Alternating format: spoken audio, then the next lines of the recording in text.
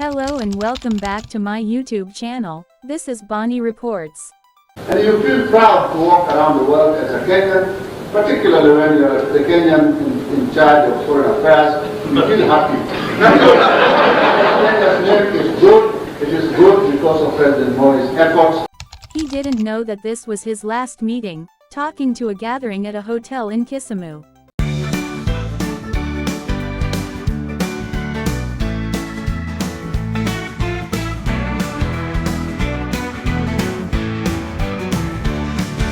He was killed at the height of his career.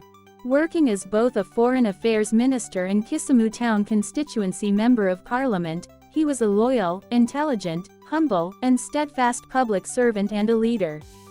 Dr. Robert Ouko's murder has taken a toll in Kenyan atmosphere since 1990s. We are going to explore on who, why, how, and when he was killed, now that the cat is out of the bag.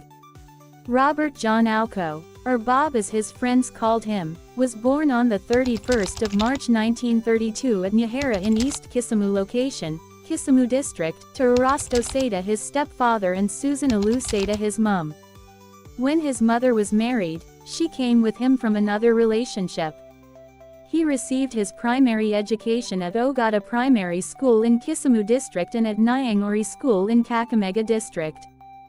Since he grew up in the early days of Kenya where secondary schools were not developed, he attended Sariva Teachers Training College and graduated with a teacher's certificate, after leaving primary school. Afterwards he taught in various primary schools in his home region, also serving as games master, scoutmaster, choirmaster, and headmaster.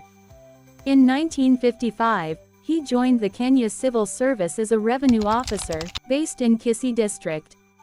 While working at the district treasury, he continued to study privately through correspondence for the Cambridge School Certificate and passed with a Division II certificate. He went on to qualify for admission to the then Haile Selassie University in Addis Ababa in 1958.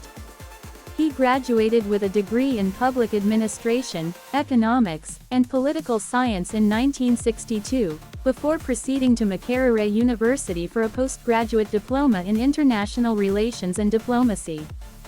Just before independence, Robert John Ouko joined the Colonial Civil Service as an assistant secretary in the office of the British Governor, R.T. Hun. Malcolm MacDonald. In 1963, he was appointed permanent secretary in the Ministry of Works, a remarkable feat back then as in just 1 year, he had risen to a full permanent secretary, in the process skipping the ranks of undersecretary and deputy secretary. Robert John Ouko married his wife Christabel in 1965, and they went on to have 7 children, 3 sons and 4 daughters. The 3 sons are Ken, Charlie, Andrew, while the 4 daughters are Winnie, Susan, Lillian, and Carol. He also had a daughter born in May 1983 by Miss Hareen Viola's Ojembo, his side relationship that lasted until his death. In 1969, he was posted to Russia as Minister for Finance and Administration for the East African Community. Later he served the community as Minister for the Common Market and Economic Affairs. In 1971, Robert John Ouko was awarded the honorary degree of Doctor of Laws by the Pacific Lutheran University in Seattle, USA. After the collapse of the East African Community in 1977, Ouko was nominated as a member of the Kenya Parliament and appointed as the Minister for Economic Planning and Community Affairs, a position consistent with the one he had been holding at East African Community (EAC). Many who worked with him described him as personable, intelligent, and decent. He was a lifelong football player and fan, and had immense interest in nature and music. Looks like he was multi-talented, right? Ouko was a member of KANU, the only legally operating party at the time. Therefore, in 1979, he was elected Member of Parliament for Kisumu Rural Constituency and appointed as the Minister for Foreign Affairs. He was re-elected MP for Kisumu Rural Constituency in 1983 and was appointed Minister for Labor. In those days, ministers who are nowadays called the cabinet secretaries were selected from the existing members of parliament. While a new cabinet was constituted in 1987, he was appointed Minister of Industry. 1 year later, he was elected Member of Parliament for Kisumu Town constituency, and appointed Minister for Foreign Affairs and International Cooperation, where he served until his death in February 13 of 1990, just 9 days after returning from his official trip to the U.S. with President Moi. Therefore, Ouko died while still in office. On the 27th of January 1990, Ouko, then Minister of Foreign Affairs, left Nairobi as part of a delegation of 83 ministers and officials, among them President Daniel Arap Moi, to attend a prayer breakfast meeting in Washington, D.C.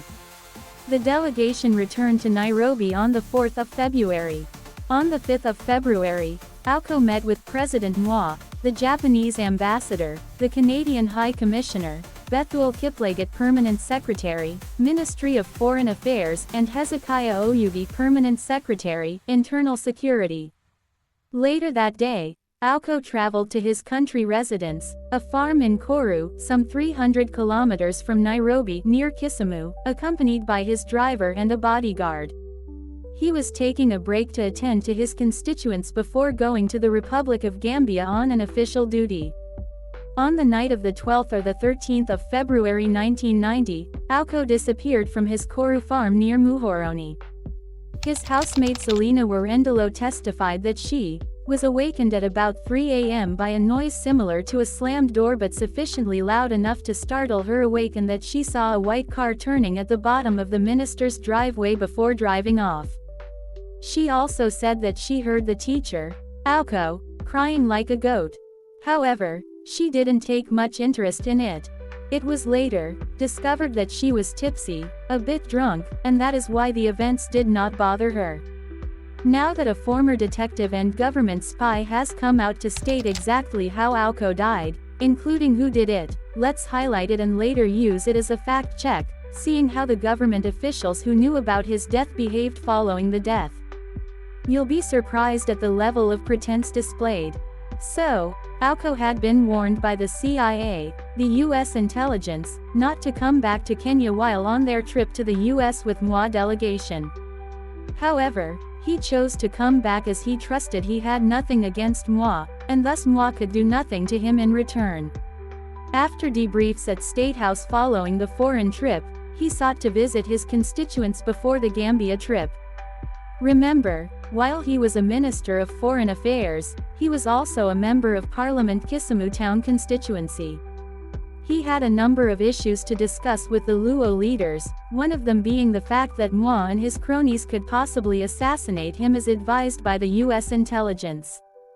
After a series of meetings, the Luo leaders and elders, one of them being the Permanent Secretary of Internal Security, Hezekiah Oyugi, and Rift Valley Commissioner based in Nakuru, Mr. John Anguka, promised to hold one meeting with him in secrecy, out of any possible surveillance by Special Branch, the then Kenyan detectives loyal to President Moi. As such, in preparation for the meeting, Ouko went to his home in Koru, paid all the workers their 7 months' salary and gave them 2 months' leave. The workers had not been paid for 7 months, which is normally experienced in most workplaces. The meeting had been scheduled to happen on the wee hours of the night of the 12th of February 1990, which is also the early morning of 13th. However, it is said that no crime is perfect. Therefore, when all the employees had been discharged, the housemaid Selina went for a drink in a nearby bar, then sneaked back. Thinking that no one is around, the Ouko's meeting was to go on that night.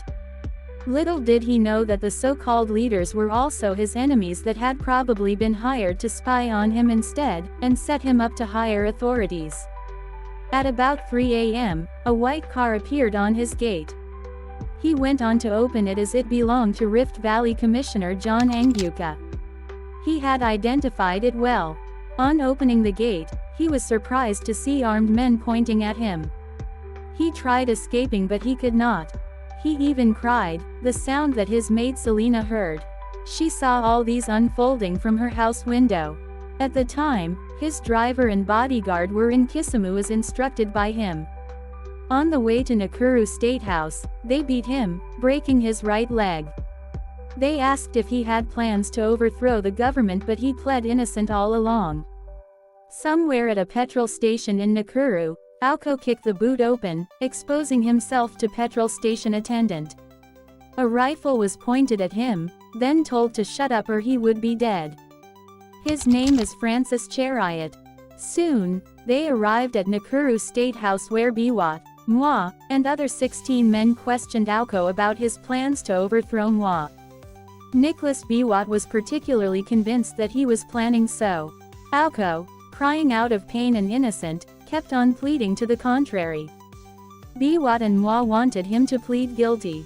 It is at this time that Biwott pretended that to be annoyed and shot Ouko from one side of the head, killing him instantly. Later that day, at about 1 p.m., his body was found by a local herdsboy named Joseph Shikuku at Got Alila. How the body arrived there is still a mystery. Now that we know the truth, let's highlight the events that happened back then, and see how Mwa's government played along, covered in the following part 2.